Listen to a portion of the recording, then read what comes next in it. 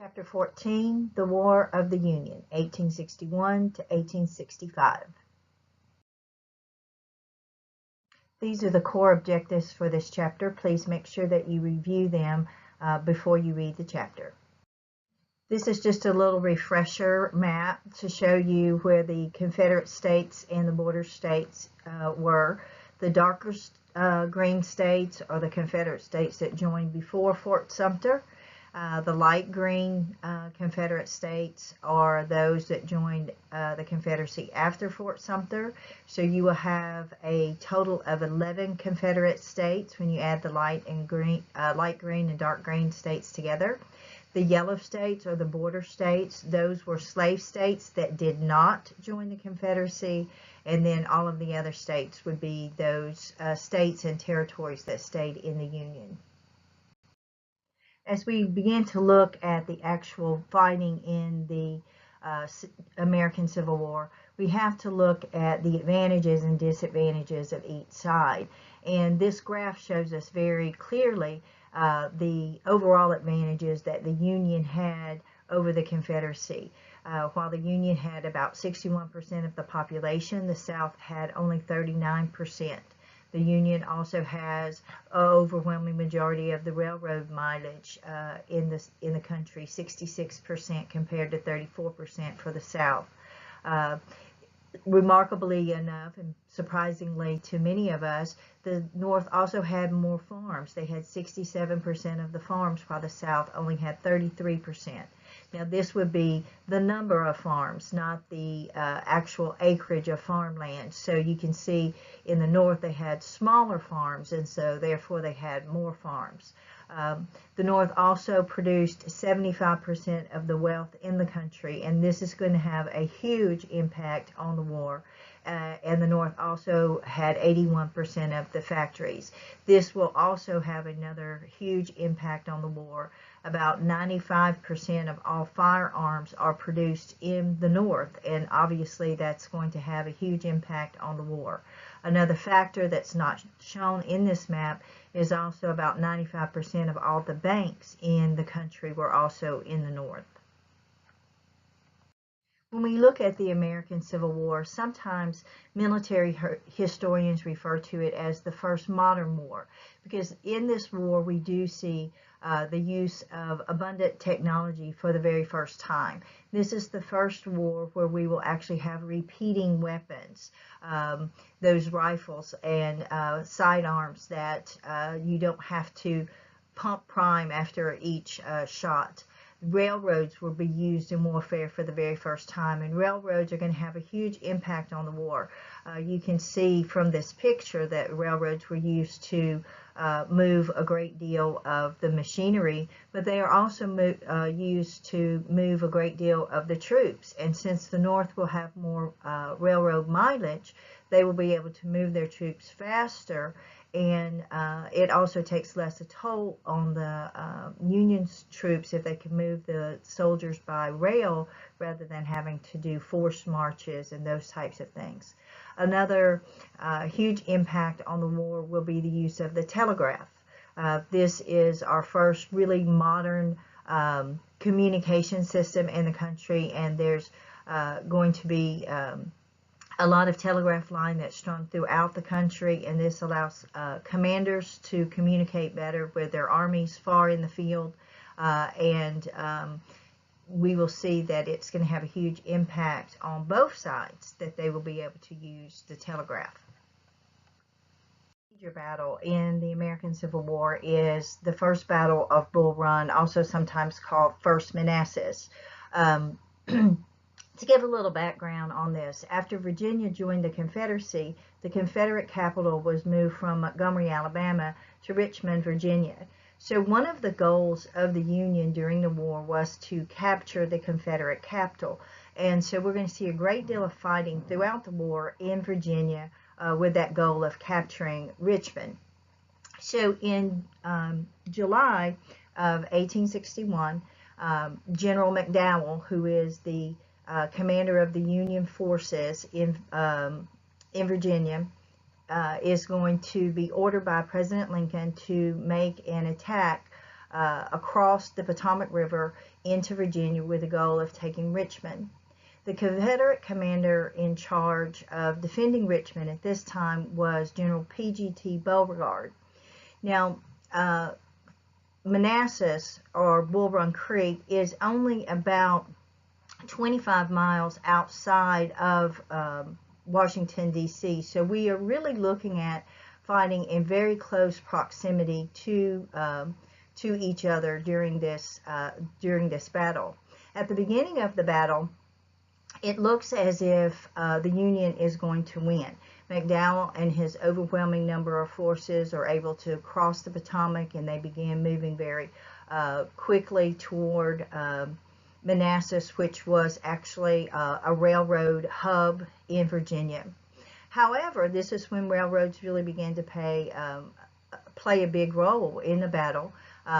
The Confederates were able to move more forces up from deeper in Virginia using the railroad to reinforce Beauregard's forces at Manassas.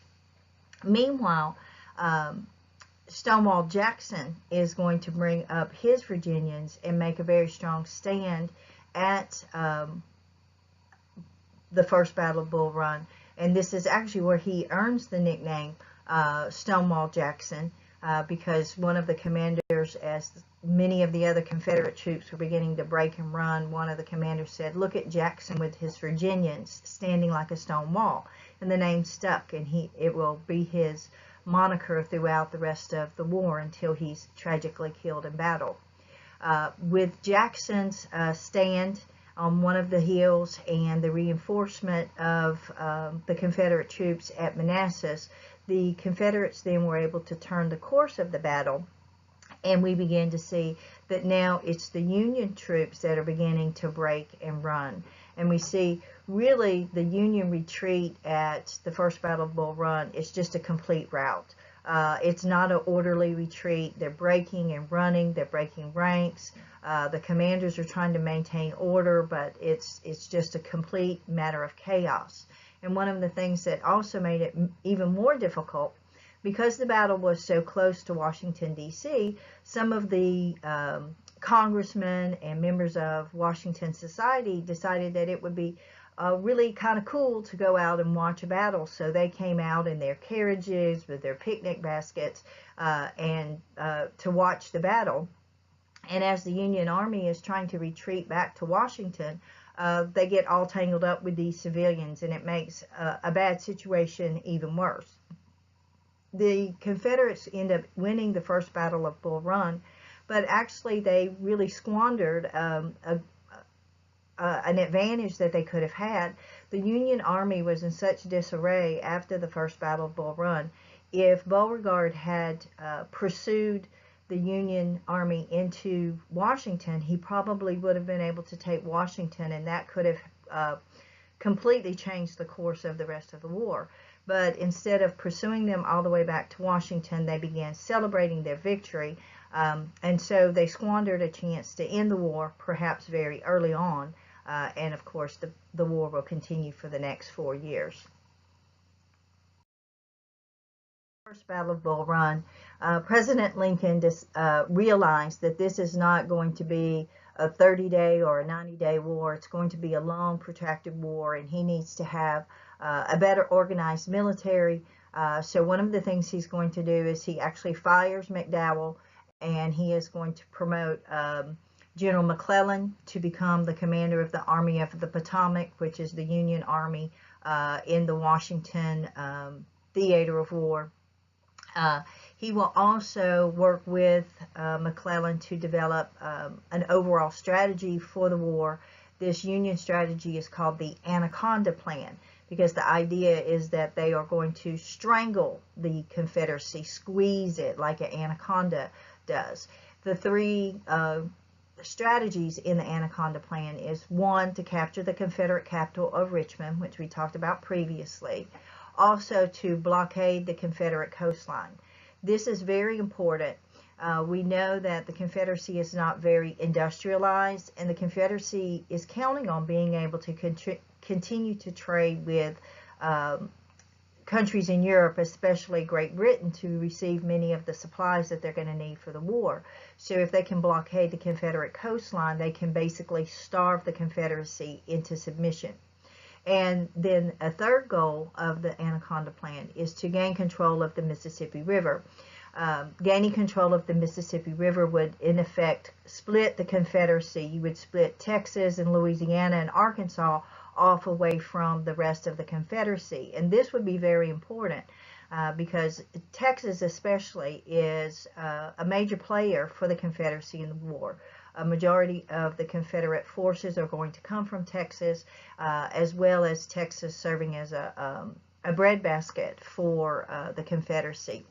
You can see on this map the blue arrows showing the Anaconda Plan, taking the Mississippi River, taking control of Richmond, and then you see the little blue ships blockading the Confederate coastline.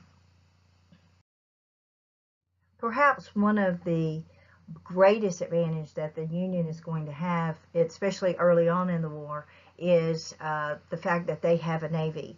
The South really did not have much of a navy. They have some blockade runners, but they don't really have an organized navy, and most of the navy stayed loyal to the Union, while the Army was split, and many of the major Army commanders will actually join the Confederacy.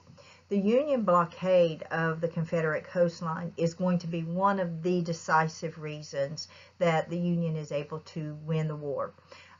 It will effectively cut off trade between the Confederacy and Great Britain, which, as we discussed earlier, was imperative for the Confederacy. Even though the Confederacy has a great deal of farmland, they have always used that farmland for cotton growth, and they had planned on trading that cotton to Great Britain for food, medical supplies, and military supplies. And so when the blockade becomes effective, they are not going to have the food or medical supplies or the military supplies that they need in order to win the war. And we see one of the things that happens by the time we get to late 1863 is the Confederacy is effectively running out of everything. Their armies are starving, they don't have proper medical supplies, nor do they have the military equipment to continue the war. And it is actually one of the reasons that the Confederacy ends up losing the war. This really helps the Union win, because you cannot have a war when you don't have military supplies. If your army is starving, if your army does not have proper food and clothing and boots, and they don't have the proper weapons to implement a war, then you cannot continue. And this is one of the reasons that the Confederacy will end up surrendering. One of the innovations that we see in warfare in the American Civil War is innovations in sea power.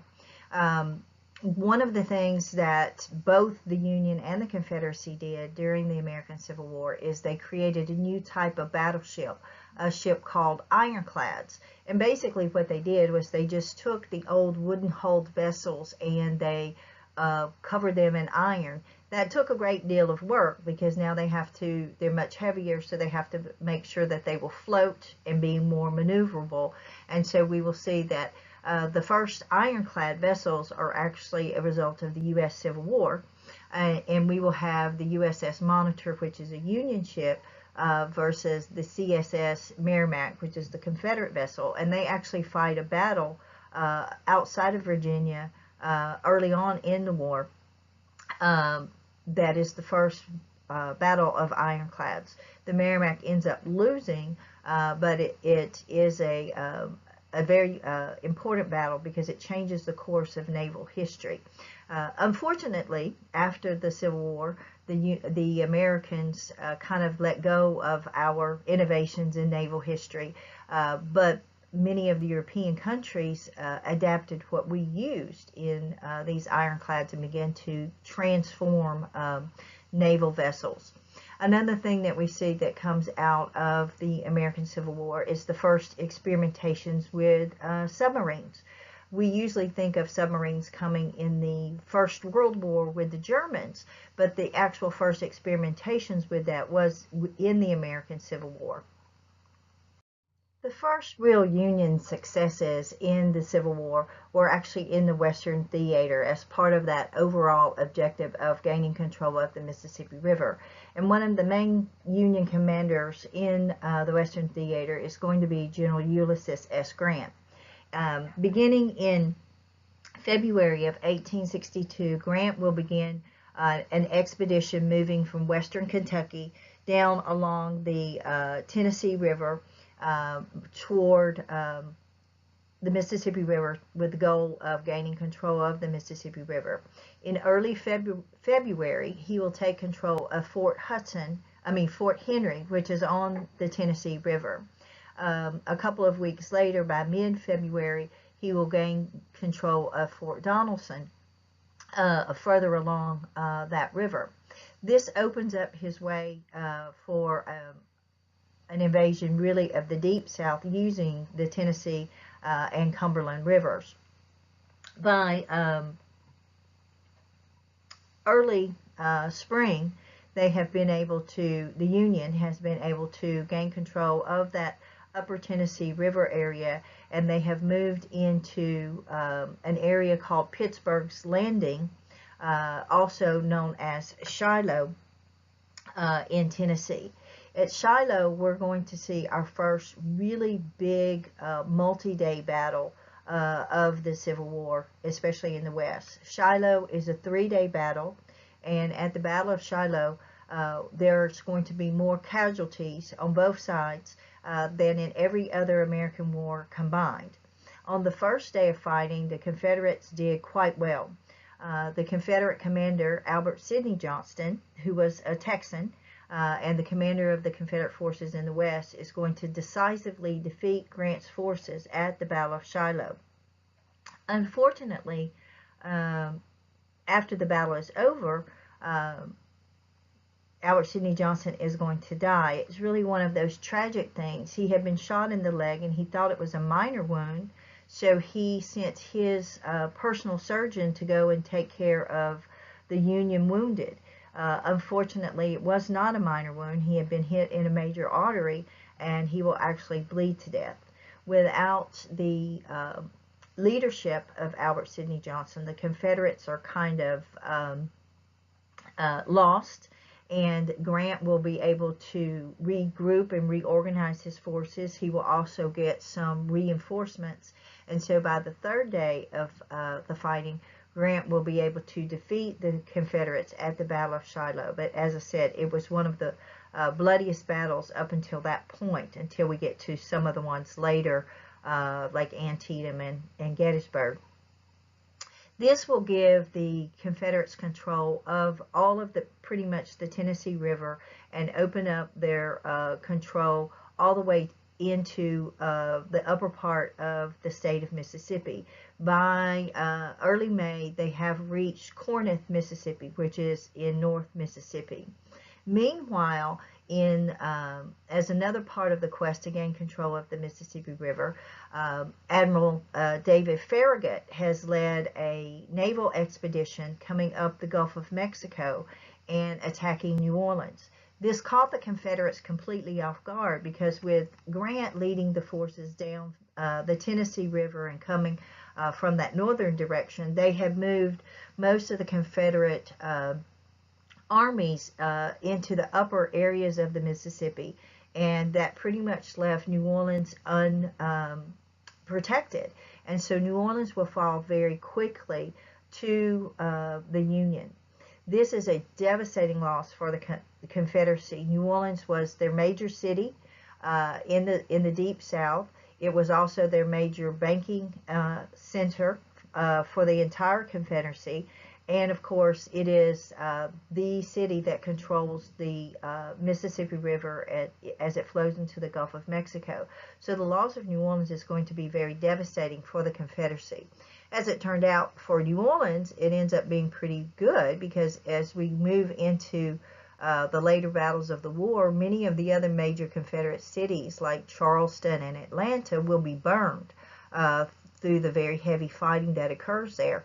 but because New Orleans fell so early in the war and so quickly, most of New Orleans will be preserved. And so that's why today, if you go and visit New Orleans, you can see many of those ancient buildings like St. Louis Cathedral, the Cabildo that the Spaniards built. Those buildings are intact because they weren't burned during the war. This is just one of our battle maps to kind of give you an idea of what we were talking about in the previous couple of slides, showing the movements of the Union and Confederate armies in that Western theater of war. Meanwhile, in the Eastern theater of war, General McClellan had been very hesitant to launch an offensive. Eventually, Abraham Lincoln, the president, made a statement. He said, well, if General McClellan doesn't mind, I would like to borrow the army. But eventually, Lincoln ordered McClellan to make an attack against Richmond. And so, beginning in the summer of 1862, we are going to see what is known as the Peninsula Campaign. McClellan will take his army of about 100,000 troops and began moving across the Potomac, moving once again toward Richmond. In the beginning, he makes very quick progress, and he actually ends up getting just a few miles outside of Richmond, where he pauses. McClellan is a very cautious general, and he feels like he needs reinforcements, that he doesn't have enough troops to take Richmond, so he's going to pause and ask for reinforcements. He is also fooled by General Stonewall Jackson, who has a force of about only 18,000 cavalry troops, but he's moving viciously through the Shenandoah Valley, hitting one village and moving to another one and back and forth, and it makes it appear as if he has a much larger army. And this is one of the things that made McClellan very cautious, and considering that he needed to have more and more troops. Jackson's tactics causing McClellan to stall changes the whole course of the battle, which could have been a great success for the Union. Instead ends up being a decisive defeat for the Union. After McClellan stalls here for such an extended period of time, Robert E. Lee, who is now the commander at Richmond, decides to launch a counteroffensive, which is known as the 7 Days Battles, where he will begin attacking McClellan's troops and pushing them back for the next week, for the next 7 days, and ultimately ending up in what we have known as the Second Battle of Bull Run. The armies will end up back at Manassas, at Bull Run Creek. And once again, the Confederates will defeat the Union forces at the Second Battle of Bull Run. This is a huge morale boost for the Confederates, and it is a devastating blow to the Union, where once again Lincoln began searching and saying, you know, maybe I need a more decisive commander. So he will demote McClellan, and he will go searching for another commander to lead the Union troops. This is our battle map of the Peninsula Campaign. You can see the Union troop movements in the blue arrows, and the Confederate troop movements in the purple arrows. And then you can see the major battle sites in the little red stars. The decisive victories in the 7 Days Battles prompted the Confederacy to launch their own offensive. Up until this point, for that first year, they have been fighting a defensive war. But now they've decided that they will actually go on the offensive and invade the Union. The goals of the Confederate offensive is to regain control of the Mississippi River, as they've lost much of the Mississippi River, the upper area as well as the lower area. They do still control the middle of the Mississippi River. They want to recover the lands that they've lost in Tennessee and Kentucky, and they want to invade Maryland with the hope of bringing Maryland into the Confederacy. Maryland was one of those border states, and actually there was a huge movement in Maryland to join the Confederacy, and the way it had actually been kept in the Union was President Lincoln had actually sent troops into Maryland to forcefully keep it in the Union. And so they're hoping that their offensive invading Maryland will bring Maryland into the Confederacy. The upshot of this Confederate offensive is going to be the Battle of Antietam, which will occur in Maryland. The Battle of Antietam is going to occur in September of 1862 at an area called Sharpsburg, Maryland. Antietam is the creek that is nearby, so sometimes you hear it called the Battle of Antietam or the Battle of Sharpsburg. The Battle of Antietam is the more common name. In this battle, it's once again going to be General Lee with about 40,000 troops versus General McClellan with about 65,000 troops. So the Union still outnumbers the Confederacy in this battle. Antietam is a rare type of battle in the American Civil War because it is a one-day battle, but it is the bloodiest single day of fighting in the war. Both sides lost so many troops after that very first day of fighting that they gave up the fight. The Battle of Antietam ends really pretty much in a draw, but you have to say that it is a Union victory because it will cause Lee to retreat back into the Confederacy, and so the Union will end up controlling the field, as it would. The Battle of Antietam has some huge impacts. While we call the Battle of Gettysburg the turning point of the American Civil War, there are actually many turning points, and Antietam is one of those turning points. After the Battle of Antietam, really, Britain and France both decided that they could not aid the Confederacy because the Confederacy could not win in this very decisive battle. Another turning point, or reason that this is called a turning point, is because it is after the Battle of Antietam that the preliminary Emancipation Proclamation will be issued. President Lincoln and his advisors had decided that they wanted to make emancipation a goal of the war, but they did not want to issue the Emancipation Proclamation after a defeat. They wanted a victory. They don't want it to look like it's just a last-ditch effort to gain support for the war, so they were waiting on a victory before they could issue the preliminary Emancipation Proclamation. And so even though Antietam is not some great decisive victory, it is a victory because they held on to the field. And so Lincoln will issue the preliminary Emancipation Proclamation in September of 1862, with the official Emancipation Proclamation being issued in January of 1863. Here at the bottom of this slide, you will see this little hyperlink. If you are interested in battle maps, there's an animated battle map where you can see how the Union and Confederate armies moved in this Battle of Antietam.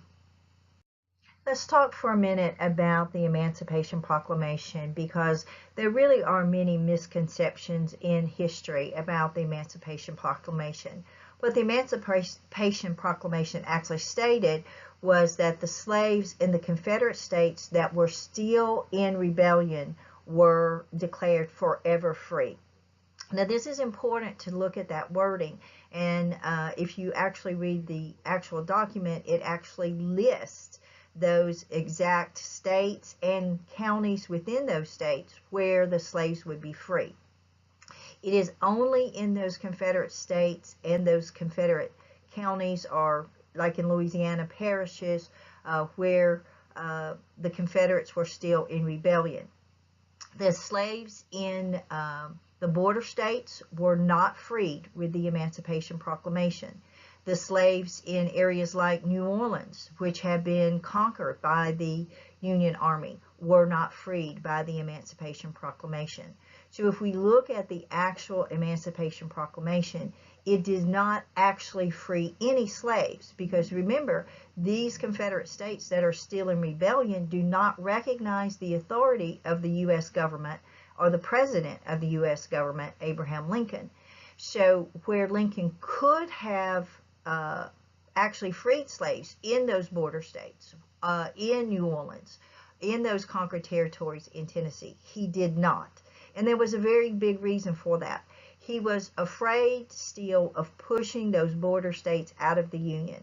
He wanted to keep those border states in the Union. So he wanted to make a statement regarding slavery, but it is really a very ambiguous statement. The Emancipation Proclamation is the precursor to the 13th Amendment, which is the document in American history that actually frees the slaves, but the 13th Amendment will not actually be ratified until after the Civil War. The Emancipation Proclamation does help the Union Army as they go through these Confederate territories. They do begin to inform the slave populations that they are freed based on Abraham Lincoln's proclamation. But legally, as far as the Confederates were concerned, the Emancipation Proclamation really had no authority, and it really is not the document in American history that frees the slaves. One of the controversies in the Union as the Civil War started was, should blacks be allowed to serve in the military? And initially, at the beginning of the war, it was decided that blacks could not serve in the military. But many abolitionist leaders like Frederick Douglass and individuals like Charles Sumner really were pushing for African Americans to be able to serve in the military. They said they have the most at stake. And so one of the things that we do begin to see, especially after the Emancipation Proclamation, is that black units will begin to be organized in the Union Army. Now, most of these black units, like the 54th Regiment out of Massachusetts, will be commanded by white commanders. There still is prejudice and racism, even in the North at this time, where they did not feel that African Americans had the ability to lead. But we do begin to see some of these black regiments that are being organized, and they will fight in some of the very decisive battles in the South. There will be some draft riots and some race riots in some of the northern states because of this. Some whites did not want to fight with African Americans. We will see that in New York especially, there is a great deal of racism and fighting between the Irish immigrants and African Americans that are working in New York. So we still have racial issues going on even in the northern states during the Civil War. In the late spring of 1863, the Confederates began planning another invasion of the North. Even though the invasion of Maryland in the fall of 1862 had been unsuccessful, Lee saw some remnants of hope that they could still bring Maryland into the Confederacy. And by 1863, it's becoming more and more imperative for the Confederates to have more support in the war. So in the summer of 1863, we will see Lee, with the largest army that he has ever under his command of about 75,000 troops, moving northward into Pennsylvania toward, with the goal of trying to take the war to the Union and hopefully bring Maryland in. This time, Lee will be going up against General Meade. General McClellan has been demoted and relegated to a different position, and now the commander of the Army of the Potomac is General Meade. And actually, they end up at Gettysburg, Pennsylvania, really just kind of as a fluke. Gettysburg does not have any military strategic advantages. Basically, what happens is an advance patrol of the Confederate forces going out, looking to see where the Union armies are, and actually looking for supplies. They were low on supplies. Will actually run into an advance force of the Union armies, and this is how they end up fighting at Gettysburg. It's not that Gettysburg was something that both sides wanted to hold on to. The first day of fighting, the Confederates do quite well. and they win the advantage. Unfortunately, though, the Union was able to take control of several of the hills outside of Gettysburg, and so in this battle, which is going to prove to be very decisive, the Union is going to have command of the high ground in the battle.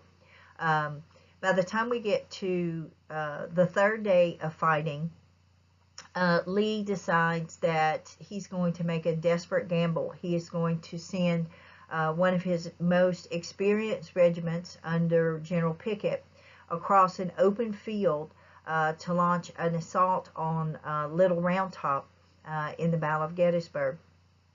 The whole plan really hinges on the Confederate artillery being able to soften up Meade's forces on those hills in the area so that the troops cannot get just picked off as they're marching across this open field. The Confederate armory has some difficulty. They are not going to be as successful as they hoped, and as Pickett's charge actually becomes just one of the most devastating routes in American military history. Pickett's entire command, almost to the very last person, was slaughtered in this. Pickett was one of the few people that actually was able to survive this Pickett's charge. The fighting on Little Round Top and Cemetery Ridge is going to be very devastating for both sides, and the battles keep going back and forth, but finally, by the end of the third day, Lee will have to concede defeat, and he will have to retreat. At the end of the third day, which ends up being July 3rd, Lee decides that his forces have been so decimated that he must retreat back into the Confederacy. And so in the early morning hours of July 4th, Lee's Confederate armies will retreat back across into the Confederate territories. Gettysburg is often referred to as the turning point of the American Civil War. And as I said earlier, there really are many turning points. But you can see that one of the reasons this is one of those turning points is because the Confederate Army is so devastated by the massive losses after the Battle of Gettysburg that they can never again make an invasion of the North. The Confederate Army can never recuperate from the massive losses that they have. Remember, going into the war, they have a huge population disadvantage compared to the North. So when they lose tens of thousands of men in a battle like Gettysburg, then they cannot recuperate from that. And what we begin to see as we move into 1864 is people that have previously been considered too young or too old for the Confederate armies will actually be conscripted into the Confederate armies. We're going to have old men and young boys as young as 14, 15 years old fighting in the Confederate armies. So the Battle of Gettysburg is a devastating loss for the Confederates, and the Confederates can never again make an invasion of the North after this. I have another one of those little hyperlinks if you want to watch a little more animated map footage of one of those battles, if you're into looking at the movement of the militaries in these battles. This map shows us the movement of the armies on July 1st and July 2nd and 3rd, and you can see all of those major areas if you've kind of followed military history: Cemetery Ridge, Cemetery Hill, Devil's Den, Little Round Top. You can see all of those areas and where the various armies were and how the fighting went during those battles. As it would happen, at the same time as that very decisive battle at Gettysburg is occurring, we're also seeing a conclusion to the siege at Vicksburg. Really beginning in 1862, as Grant had been moving those armies down the Mississippi and Tennessee rivers moving into Mississippi, Vicksburg had been one of the ultimate goals. Vicksburg was considered to be one of the main Confederate fortresses on the Mississippi River, and it was considered by the Confederates to be invincible, that it could not fall, because it has these huge bluffs that would make it very difficult to attack from the river, and it was very heavily fortified on the land side. And this is one of the goals of Grant, is to take Vicksburg. Prior to July of 1863, Vicksburg had been under siege for 6 weeks. The Confederate armies there had been able to hold on through that 6-week siege, but it had been devastating for the civilian population. The people were began to move into caves along the bluffs area because of the devastating bombardment of the city. They were starving. They were eating all manner of horses and dogs and rats and whatever. And by July 4th of 1863, it just became apparent that the Confederates were no longer going to be able to hold out at Vicksburg. And so on the very same day that Lee is retreating from Gettysburg, the Confederate commander at Vicksburg will surrender to General Grant, and Vicksburg will fall. The fall of Vicksburg is actually militarily a much more important victory for the Union than Gettysburg had been, because by gaining control of Vicksburg, the Union is finally able to gain control of the Mississippi River and split the Confederacy in two. And as we stated earlier, this splits off Texas and Louisiana and Arkansas from the rest of the Confederacy, and that's going to be a devastating blow for the Confederates, because they won't have access to those resources from those areas. Once again, I have another one of those animated military maps, so you can see some of the movements and of the Battle of Vicksburg there. Soon after the victory at Vicksburg, as we continue to move into the late summer, early fall of 1863, there's going to be another decisive battle in Tennessee. The Union General Rosecrans is going to attack Chattanooga, Tennessee, and he will defeat the Confederate General Bragg there. Chattanooga is very important because it is a railroad center, and by gaining control of this railroad center in Tennessee, along with now having control of the Mississippi River, this is going to give the Union a huge advantage in the West, being able to really begin to put that Anaconda Plan into place. They're really going to begin to stranglehold the Confederacy. After Grant's victory at Vicksburg, this is going to really propel him into the forefront as being one of the most successful of the Union commanders. And as Lincoln is searching and looking for someone who can be more decisive and someone who can defeat Lee in the East, he decides to make Grant the supreme Union commander in March of 1864. And this is going to really change the course of the war in the East for the Union.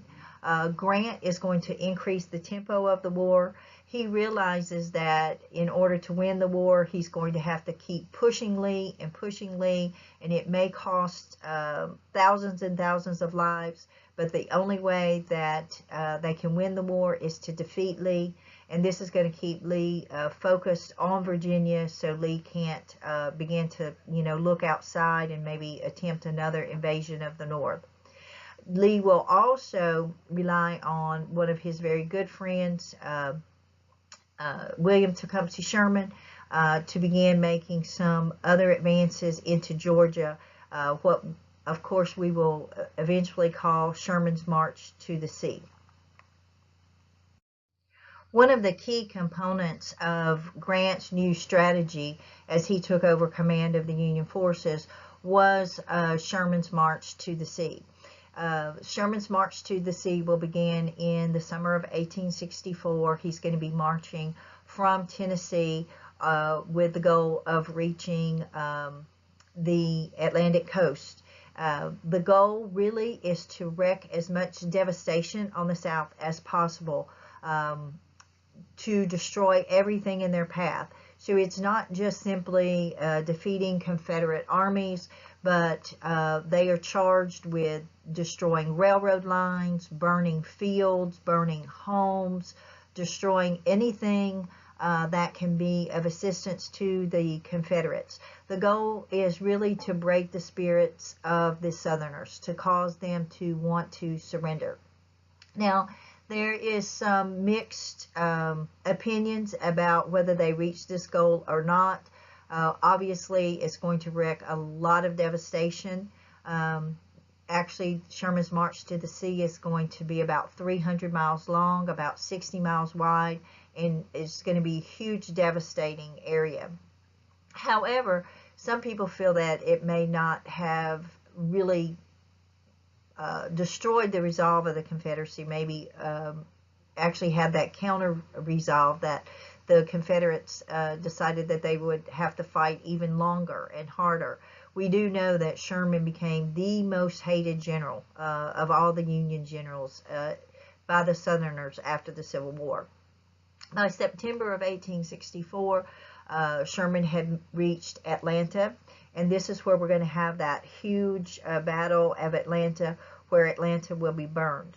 Now, Sherman is blamed for burning Atlanta, and the Union armies did burn some buildings in Atlanta, but some of the devastation in Atlanta is actually caused by the Confederate retreat from Atlanta. As they were retreating, they set some buildings on fire because they did not want the Union to have access to those supplies, and then some of those buildings, the fire spread to other buildings, and some of the armories caught on fire. So some of the devastation in Atlanta is actually caused by the Confederates and not just by the Union. By December of 1864, Sherman has reached Savannah, Georgia, which was his ultimate goal, and Sherman's March to the Sea has been complete. This is going to take out many of the key areas of the Confederacy, weaken them. They no longer have control of that major railroad center of Atlanta, which is going to hurt them as far as getting troops and supplies into other areas of the Confederacy. And as I said, it left a swath of destruction 300 miles long and 60 miles wide. This is another one of our maps to show you how Sherman's March to the Sea progressed. You can see his troops moving in that blue line. The Confederates, of course, did try to resist. You can see the purple lines there, but they were just so overwhelmed at this stage. The Confederates were running out of troops, and the Union had as many troops as they needed in this march. Meanwhile, as Sherman's March to the Sea is progressing throughout 1864, in the late spring, early summer of 1864, Grant will start what is known as the Wilderness Campaign, his attack on Richmond. He's going to throw everything he has at Virginia, at Richmond, with the goal of making Lee have to surrender Richmond, the capital. The Wilderness Campaign lasts throughout the summer of 1864 with some devastating losses, high casualty rates on both the Union and Confederate sides. And when asked how long he was going to fight, Grant said, "I propose to fight along these lines if it takes off summer." Well, it did take off summer.